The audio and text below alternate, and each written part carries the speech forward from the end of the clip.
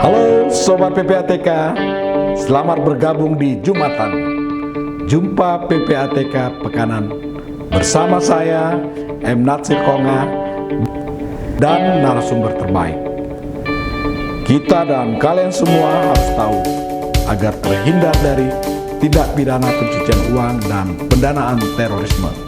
Jumatan hanya di channel PPATK Indonesia. Sobat PPATK, masih bersama saya M. Natsir Konga dan narasumber kita Bapak Dian Edianara, Kepala Pusat Pelaporan dan Analisis Transaksi Keuangan. Pak Dian, terima kasih sudah hadir. Tema kita hari ini adalah bagaimana PPATK melakukan kerjaannya di tengah pandemi yang sekarang ini melanda kita ya, bahkan dunia. Untuk itu pemerintah menggelontorkan ratusan triliun ya untuk kesehatan masyarakat, juga untuk menstimulasi ekonomi kita. Ini uang besar nih Pak. Nah, ini seperti apa nih PPATK melakukan tugas, fungsi dan kewenangannya nih, sehingga uang rakyat tadi itu tersalurkan sebagaimana yang diharapkan. Terima kasih Pak Nasir. Selamat pagi Sobat PPATK. Ini pertanyaan langsung serius ya Pak Nasir. Persoalan besar kita ini sekarang, dan bukan semua persoalan besar bangsa Indonesia ini. Ini persoalan banyak negara sebetulnya, bahwa sekarang pemerintah di seluruh dunia itu sangat concern, dan memang harus concern ya, memperhatikan kesehatan masyarakat. Dan di segi lain juga pemerintah juga harus menjamin kesejahteraan masyarakat tetap bisa berlangsung. Nah, tentu kalau pertanyaannya apa tugas PPATK, nah yang harus kita pastikan dulu nih, kita sama-sama dalam pengertian yang sama. Tentu saja bahwa PPATK itu sesuai kalau kita membaca undang-undang ya Pak Nasir, Sobat PPATK. Tujuan kita itu adalah untuk ikut menjaga stabilitas perekonomian dan integritas sistem keuangan. Oleh karena itu, concern kita tentu saja adalah terkait dengan bagaimana upaya kita menjaga kedua hal tersebut. Melalui apa? Nah, ini melalui tugas utama kita adalah memberantas tindak pidana pencucian uang dan pendanaan terorisme dalam hal ini. Nah, kalau kita mencoba membicarakan bagaimana peran PPATK dalam situasi seperti sekarang, termasuk dalam konteks pemerintahan menyalurkan bantuan kepada masyarakat, tentu concern utama kita adalah terkait dengan bagaimana untuk memastikan bahwa uang yang begitu besar yang disalurkan oleh pemerintah itu memang betul-betul tepat sasaran ya, dalam pengertian bahwa tidak ada hal-hal yang mengganggu ya, seperti misalnya dalam hal ini tentu saja yang terkait apakah ada uang yang dikorupsi misalnya kan, karena memang salah satu jenis kejahatan ekonomi yang kita sebut sebagai tindak pidana asal yang ditangani oleh PPATK itu terkait dengan korupsi ya. Tentu kita bukan menangani korupsinya, korupsi itu ada ditangani juga oleh KPK, ditangani oleh juga kepolisian atau kejaksaan. Kita itu menangani terkait dengan uang ya. Seperti apa tuh PPATK melakukan pekerjaannya? Ya, ini secara definisi ya Pak Nasir ya, Sobat PPATK, yang paling penting kita membedakan tugas PPATK dengan tugas aparat penegak hukum itu adalah, kalau inilah sederhananya saja. Kalau aparat penegak hukum seperti polisi, KPK itu kan ngejar-ngejar penjahat, ya kan? Nah, kalau kita itu ngejar-ngejar duit penjahat, kira-kira gitu. Uangnya, kan? Ya. Uangnya yang kita kejar, karena itulah memang tugas kita sebagai lembaga intelijen keuangan kan.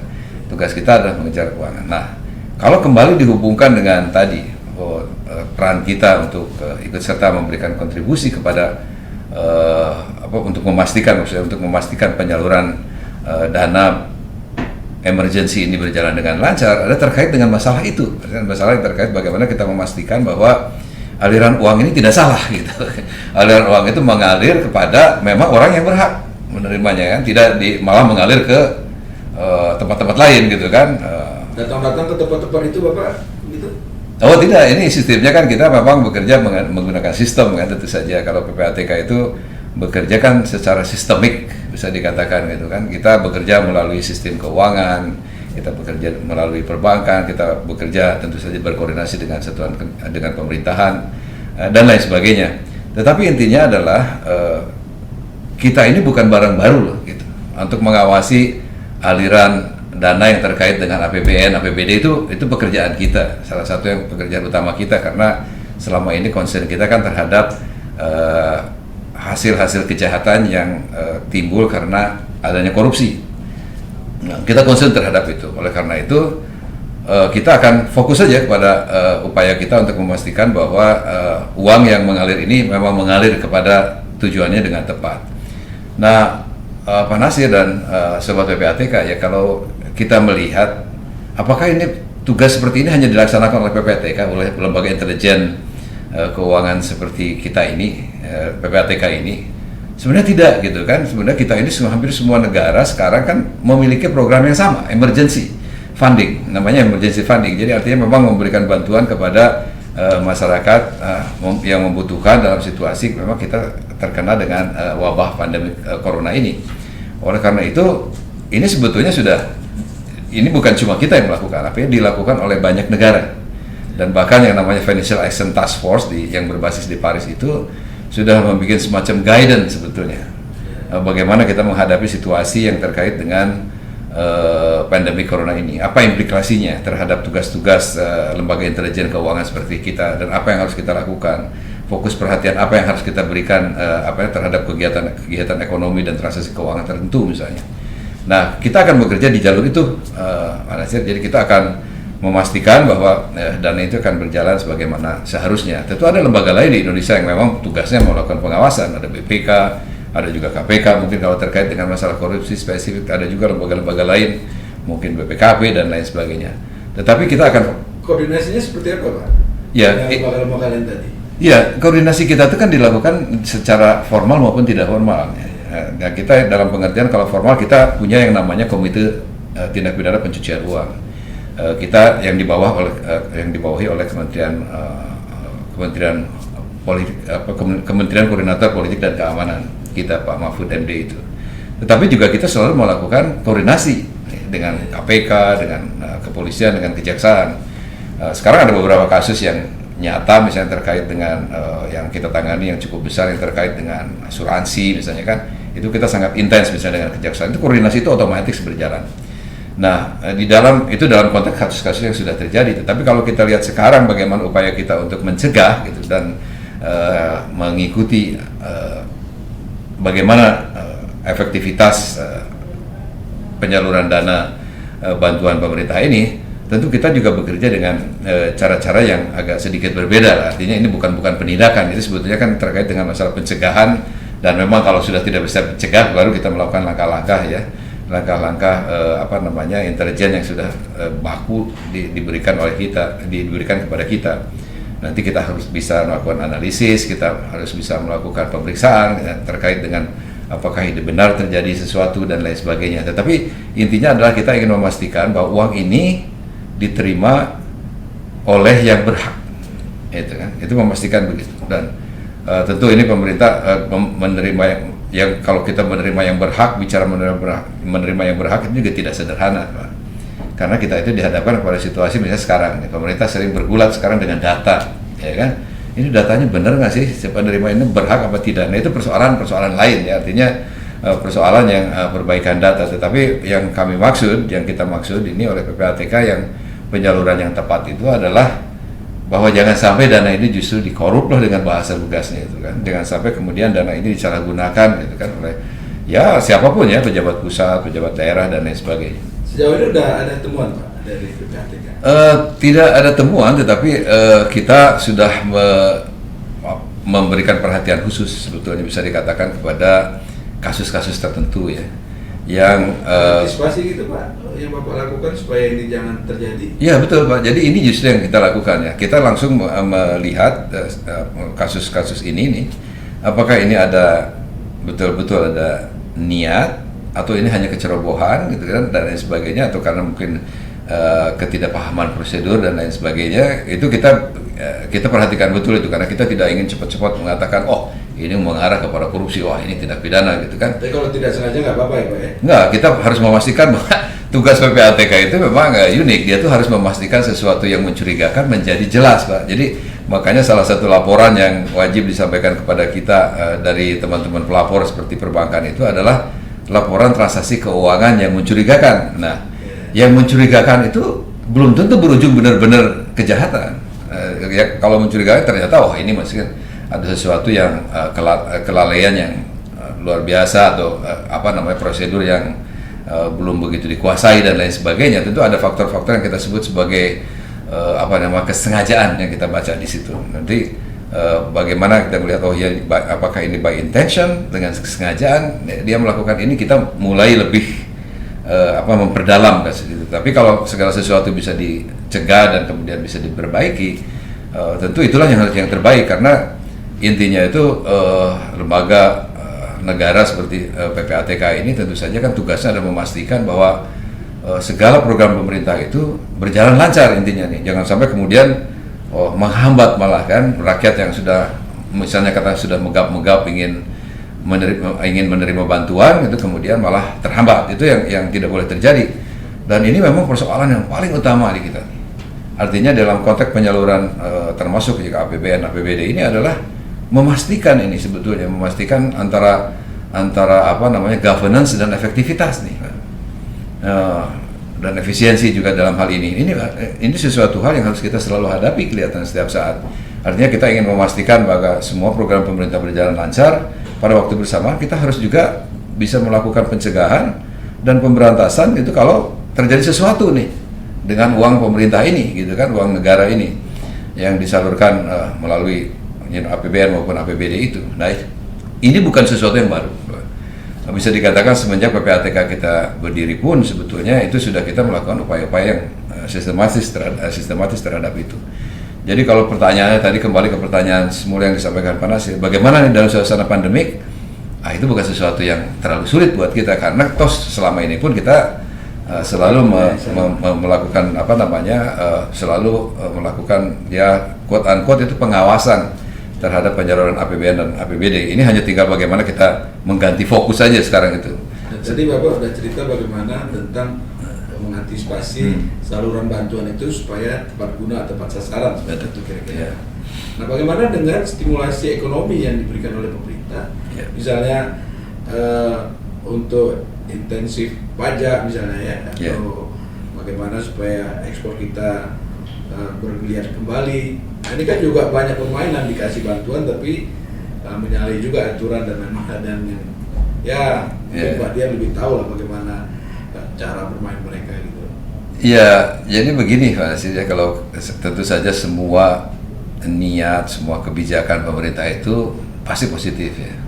Artinya di dalam konteks memberikan bantuan emergency atau memberikan stimulus ekonomi itu pasti ditujukan kepada upaya-upaya untuk menjaga pertumbuhan ekonomi, menjaga stabilitas perekonomian dan lain sebagainya. Tetapi memang sejarah kita menunjukkan di dalam saat-saat kritis ini selalu aja ada terjadi segelintir orang yang memanfaatkan situasi ini untuk tujuan-tujuan yang tidak benar. Kita sudah tahu bagaimana kasus-kasus yang terjadi di masa lalu ya, tentu saja yang sudah menjadi keputusan pengadilan dan lain sebagainya. Tetapi yang paling penting menurut saya sih sebetulnya kita harus bisa betul-betul melihat persoalan ini secara proporsional, Mas. Jadi artinya kita tuh harus bisa melihat apakah ini memang kesalahan-kesalahan ini ada faktor-faktor yang memang kesengajaan atau ini justru kelemahan sistem atau kelemahan dalam tata cara penyaluran dan lain sebagainya. Karena concern kita yang utama bagaimana memastikan bahwa niat yang baik itu kemudian bisa direalisasikan dengan baik gitu. Jangan sampai ada gangguan justru gangguannya itu adalah gangguan-gangguan yang sifatnya justru bukan teknis, tetapi ini betul-betul gangguan yang dilakukan oleh orang-orang tertentu gitu yang memang beretikat buruk. Nah, kita tahulah dalam setiap kejadian seperti ini kan selalu dalam setiap kejadian kejahatan kan selalu ada niat dan kesempatan kan, itu yang jadi masalah. Nah, kalau niat kan susah diukur nih, ya, karena niat orang tuh seperti apa kita tahu. Tapi yang paling penting yang harus kita lakukan menutup kesempatan kan gitu, seoptimal mungkin kesempatan itu. Oleh karena itu memang upaya-upaya kita untuk melakukan meningkatkan governance, meningkatkan integritas sistem itu secara kontinu nih kita lakukan, Pak. Kita bekerja sama misalnya kalau terkait dengan pajak, kita kerjasama dengan Direktorat Jenderal Pajak untuk membenahi bagaimana supaya pendapatan pemerintah di bidang pajak ini semakin meningkat dari waktu ke waktu. Kemudian kita bekerja sama dengan Direktorat Jenderal Bea Cukai untuk memastikan bahwa yang namanya aliran barang, keluar masuk barang itu bisa berjalan dengan baik tanpa adanya penyelundupan, tanpa adanya macam-macam lah yang terjadi yang kita sama tahu. Jadi konsepnya adalah seperti di perdagangan itu kan trade facilitation itu harus berjalan dengan baik lah, kira-kira begitu. Dan ini kita kerjasama intensif dengan Direktorat Jenderal Pajak dan Direktorat Jenderal Bea Cukai karena mereka itu kan salah satu aparat penegak hukum di bidang tindak pidana pencucian uang. Sobat PPATK, kalau kita lihat wajah Pak Dian ini kan wajah yang lembut ya. Jadi selain lembut, Pak Dian ini juga suka berkebun nih saya lihat. Nanam-nanam Pak ya, jadi di hari libur dan sayang juga terhadap keluarga. Tapi yang pasti, walaupun lembur kelihatan, beliau ini berhati keras. Dulu pernah seingat saya tuh ketika menjadi kepala perwakilan Bank Indonesia wilayah Jawa Barat dan Banten, tidak memberikan izin bank atau mencabut bank tuh Pak, karena melakukan ya, pernah menghentikan direksi bank dan juga pernah pernah juga menolak pendirian bank dan lain sebagainya. Begitulah kira-kira maksudnya. Wajah lembut itu bukan berarti juga hatinya lembut seperti Rinto almarhum ya, tapi keras terhadap pendirian, terhadap sesuatu yang melanggar aturan. Nah, kembali Pak Dian. Tadi Pak Dian bercerita bagaimana dunia internasional, kemudian bagaimana supaya program pemerintah untuk menyalurkan bantuan kepada rakyat, menjaga kesehatan dan stimulasi ekonomi itu bisa terjaga secara baik. Pak Dian sudah menjelaskan bagaimana antisipasi yang harus dilakukan, langkah-langkah yang harus dilakukan dan lain-lain. Tapi kita sudah banyak bicara ke sana kemari Pak. Sebagian kita nggak ngerti juga nih belum apa sebenarnya mencuci uang itu Pak. Apa Bapak cuci pakai atau bagaimana tuh? Ya memang betul Pak. Ini istilah pencucian uang ini kan mungkin sebagai terjemahan langsung ya dari money laundering gitu kan. Bahasanya kan money laundering dalam bahasa Inggris itu pencucian uang kalau diterjemahkan secara langsung. Memang ini istilah yang kalau di dalam bahasa Indonesia jadi banyak menimbulkan persoalan gitu kan, antara lain seperti yang tadi disampaikan Nasir, walaupun secara berkelakar, tapi itu ada benarnya. Kalau ngomong ke sembarang orang yang orang mungkin tidak memiliki background, dia pikir kita sedang benar-benar mencuci uang kita karena kena kotor gitu kan. Nah, tapi korelasinya ada sebetulnya kan. Uang kan gini, kalau Bank Indonesia itu salah satu hal yang kebijakan yang dia pertahankan mengenai uang itu adalah clean money, ya kan? Clean money policy. Nah, kalau Bank Indonesia bicara soal clean money policy itu beneran uang, Pak. Artinya benar uang yang kita ada di dompet kita itu harus selalu bersih dan baru gitu kan. Tidak boleh lusuh, tidak boleh jelek. Kalau sudah lusuh dan jelek harus dihancurkan. Nah, kita juga ngomong soal clean money policy ini PPATK juga. Tetapi clean money yang dimaksud adalah bahwa uang ini tidak berasal dari tindak kejahatan. Jadi bicara soal asal usul uangnya dari mana gitu. Nah, jadi asal usul uangnya itu kalau dari hasil kejahatan kita dianggap sebagai hasil yang kotor gitu kan, sehingga yang kotor itu perlu kita bersihkan, kira-kira begitulah bahasa paralelnya dengan soal uang fisik tadi.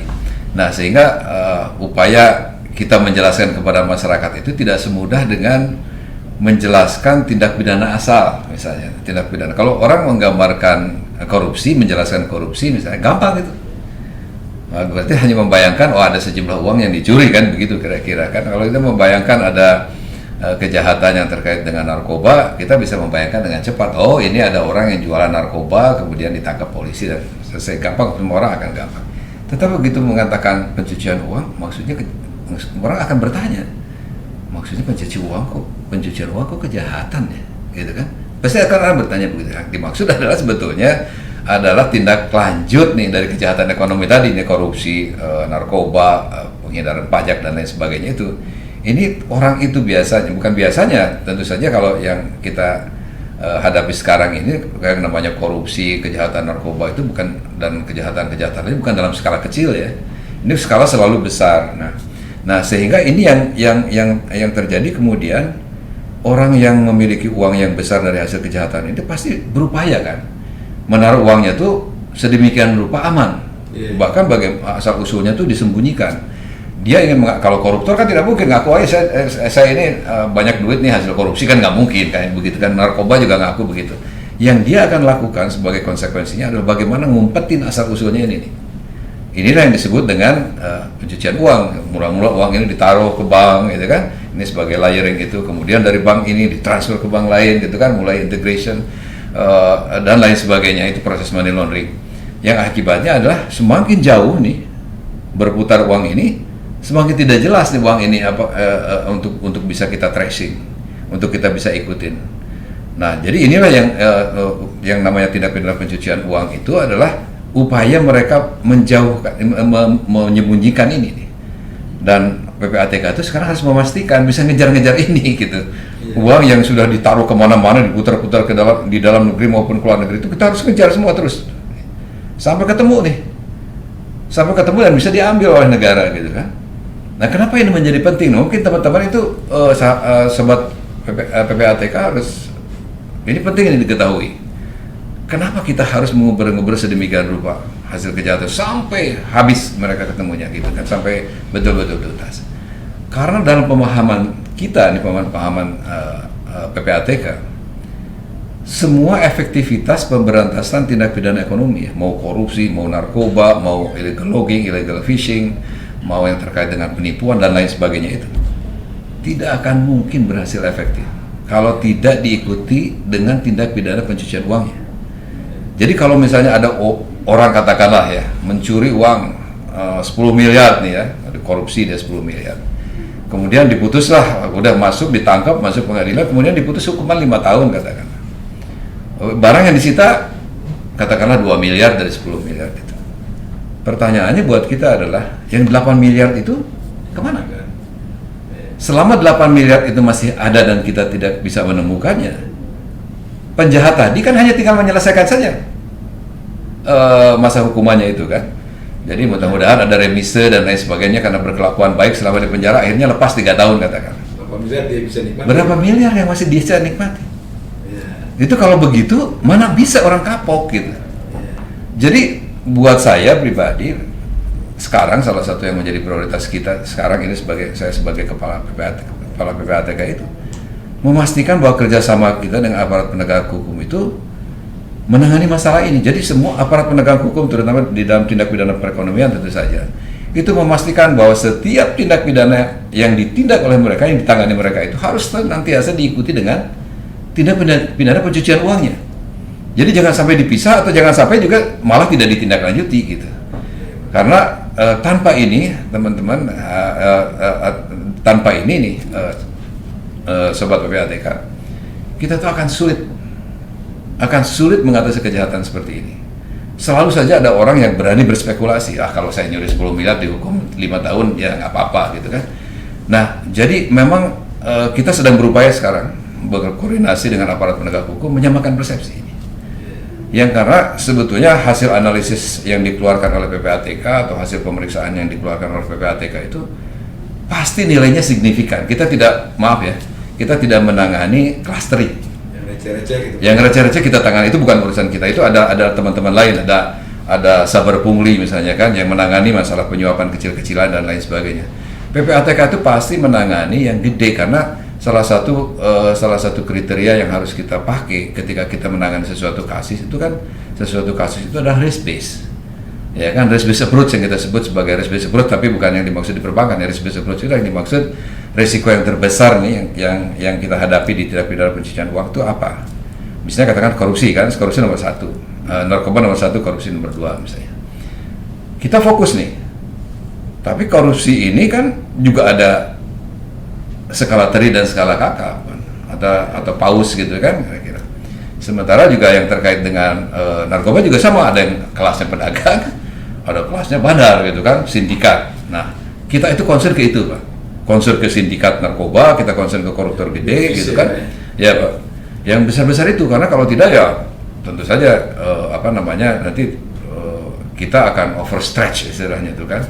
Biarlah ada tugas lain yang dilakukan oleh teman-teman lain, karena mungkin pengertiannya adalah kerugian negara yang ditimbulkan itu tidak terlalu signifikan. Tetapi walaupun tentu saja kami sepakat bahwa walaupun tidak signifikan secara moral itu harus ditindak yang seperti itu kan, tapi kita kan harus menambahkan prioritas. Jadi inilah memastikan tadi sekali lagi antara kita dengan aparat penegak hukum, dengan KPK, dengan kepolisian, dengan kejaksaan, dengan Direktorat Jenderal Pajak, Direktorat Jenderal Bea Cukai, itu adalah memastikan bahwa semua tindakan hukum yang mereka lakukan harus disertai dengan tindak pidana pencucian uang. Itu harus dipastikan, itu harus ada. Nah, ini yang membuat supaya negara kita mudah-mudahan suatu saat betul-betul akan ya bersih lah, dan sampai kepada standar mungkin yang diharapkan oleh Financial Action Task Force tadi, dan sama dengan negara-negara maju yang sudah menerapkan governance lebih bagus dan lain sebagainya. Itu mungkin begitu, Pak Tasir. Ya, Pak Dian, tadi Pak Dian sebut korupsi, narkoba, tadi juga disinggung perdagangan satwa liar. Betul. Banyak sekali yang dikerjakan nih, Pak. Sangat banyak, Pak. Ya, tentu saja sobat PPATK ya. Tantangan buat PPATK ini memang tidak sedikit. Artinya kalau dari jenis kejahatannya saja ada 26 jenis kejahatan. Itu kalau dirinci itu kan sangat besar, termasuk ditambah juga dengan pendanaan terorisme ya. Justru karena persoalan ini menjadi besar, karena persoalan ini sangat besar ini, justru tantangan buat kita sebetulnya. Karena dalam renungan saya ya sebagai wakil kepala PPATK dan sekarang sebagai kepala PPATK, saya kadang-kadang berpikir begini ya, kenapa sih kejahatannya di kita itu selalu skalanya itu besar, Pak? Renungan ini harus direnungkan oleh kita bersama, oleh oleh masyarakat, oleh aparat penegak hukum, tentu saja oleh pemerintah. Kenapa segala sesuatu itu bisa berkembang dalam skala yang signifikan? Narkoba luar biasa gitu kan, sampai harus dibentuk BNN gitu kan. Korupsi juga sangat luar biasa sampai harus dibentuk KPK gitu kan. Terorisme juga demikian gitu kan, begitu besar gitu kan, sampai dibentuk BNPT dan lain sebagainya. Ini tentu harus jadi bahan introspeksi buat kita. Apa yang salah, Pak? Kenapa menjadi segala sesuatu menjadi? Nah, ini yang harus dijawab sebetulnya. Kita harus menjawab bersama tentu saja. Tetapi dalam renungan saya sementara ini, memang kita harus membenahi dari hulu sampai hilir persoalan kita ini. Artinya kita harus menangani dari mulai peraturan perundang-undangan, sistem pengawasan, dan penindakan. Ini harus tuntas dan saling memperkuat satu dengan yang lain, tidak saling memperlemah gitu. Nah, upaya seperti ini tentu tidak gampang ini. Akan akan banyak upaya yang harus kita lakukan. Tetapi harus kita lakukan, gitu kan? Jadi kalau kita melakukan reformasi birokrasi misalnya, kita harus fokus di mana sebetulnya titik lemah kita nih. Kita benerin dulu justru lembaga-lembaga yang menurut kita ya perlu kita benerin kan gitu, ya kan? Karena misalnya sangat kritikal buat lembaga kita. Ini yang harus dilakukan begitu. Dan juga peraturan perundang-undangan dan lain sebagainya. Nah, kalau penanganan semua kejahatan itu bisa dilakukan dari mulai hulu sampai hilir dan dilakukan secara sistemik dengan komitmen bersama yang berkelanjutan, ya, saya yakin, Pak, kita akan bisa menjadi negara yang sangat-sangat kuat secara ekonomi, secara politik dan lain sebagainya. Karena buat saya sih bukan karena saya latar belakang saya ilmu hukum ya, tetapi memang saya melihat kalau kita ini memiliki memiliki bukan cuma image ya, artinya ini betul-betul kita memiliki kelembagaan hukum yang sangat kuat. Persoalan lain itu buat saya mungkin tinggal mengikuti saja, Pak. Ya kan, semua isu-isu yang lain itu bisa menjadi baik dengan sendirinya.